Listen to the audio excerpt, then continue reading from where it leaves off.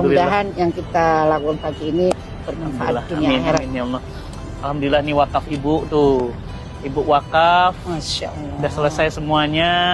Tinggal dikit lagi Bu, mohon doanya. Ini bangunan utamanya. Masya Allah. Ini beliau Insya ini, Allah. Masya Allah. Niat baik selalu dimudahkan Allah. Wakif yang luar biasa. Iya. Dan bukan cuma di sini, di mana-mana wakafnya.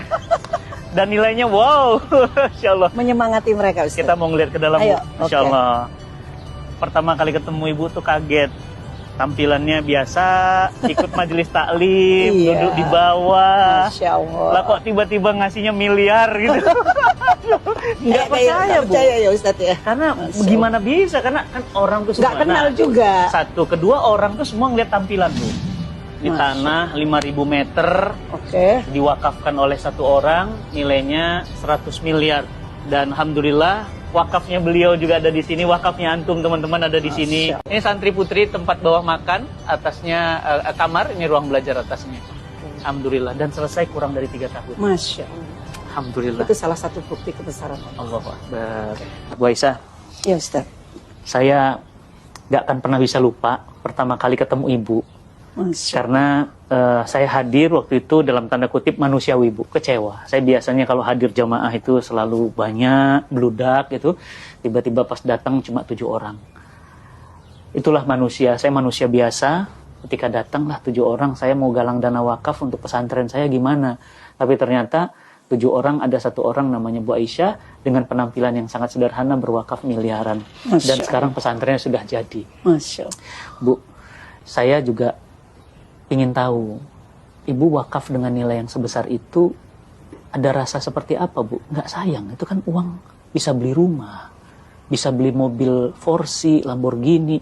Allah menitipkan harta kan bukan buat kita beli kapal pesiar, buat beli tas Hermes. Walaupun bisa, ada teman saya sindir, kamu tuh terlalu bangga dikasih duit anakmu segitu. Beli dong tas Hermes 1 M, Ustaz.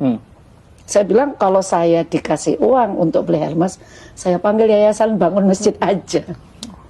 Saya tidak punya tas branded, saya tidak punya, sama sekali tidak. Saya pingin brandednya Allah aja. Doain saya, Ustaz. Saya sebagai orang tua ya, saya nggak tahu orang tua lain. Itu harus anak itu tergantung ibu, bukan tergantung ayah. Kalau pilih istri itu ibu yang pintar, ibu yang benar. Karena dia nanti yang akan mendidik. Nggak sembarangan. Saya persiapkan anak saya sesuai keinginan saya. Saya nggak pengen kok punya anak jadi profesor. Oke. Jadi anak itu harus dipersiapkan oleh orang tuanya. Masalahnya saya juga pernah dengar dari ibu. Ibu punya restoran di Surabaya, di jalan yang sangat-sangat prestisius. Ibu wakafkan dan nilainya juga puluhan miliar. Masya Allah. Bu, ibu tuh, saya mikir uangnya kok kayak tisu ya. Dicabut keluar, dicabut. Apa gimana, nggak habis-habis apa gimana? Kan sesuai janji Allah. Allah. Berbagi 1 diganti 10. Ada yang lebih dalam lagi, Al-Baqarah diganti 1 700 kali Pak. 700 kali. Kenapa harus takut? Kenapa harus pelit di jalan Allah? Orang tua saya, Ustaz, hotel itu mau dibeli Megawati dengan uang ya, dikasihin ke Nahdlatul Ulama. Allah. Itu contoh dari orang tua. Boleh kasih bocoran seperti apa orang tua dulu? Dia lihat guru ngaji, belum haji, dia haji. Kayak cerita Ustaz tadi. Setiap tahun ada aja. Tanah di mana-mana panggil, di sini kasih. Kan. Anaknya nggak ada yang kasih. Ibu saya kan punya hotel. Oh, saya Masya Allah punya hotel loh. Orang kan punya warung gitu ya. Dan hotelnya diwakafkan juga, Ustaz. Allahu Akbar. Udah wakaf, Bu? Sudah. Makanya Jadi, saya bilang, saya belum apa-apanya sama ibu ibu kandung? saya. Iya. Diwakafin. Sekarang jadi apa di Surabaya? Jadi sekolah Hadijah Plus. Hadijah Plus itu. Muslimat. Ibu Khofifah yang nerima. Gubernur Jawa Timur. Saya pelongo-pelongo ini luar biasa. Allah. Tapi saya tekankan, semakin kamu berbagi, kamu semakin bahagia. Jadi wakaf kepikiran, restoran ibu yang mewah itu diwakafin itu gimana awalnya? Saya bosan, Ustaz. Punya duit. Saya pengen. Kalau kita nyari duit, udah mau bosan sama duit ini. Mental memang. Ini Bu, mindset Bu. Jadi dunia itu akhirnya datang ke ibu sujud tuh begitu. Ibu kok bisa ngelepas harta sebesar itu? Allahu Akbar. Yang menggerakkan hati itu Allah.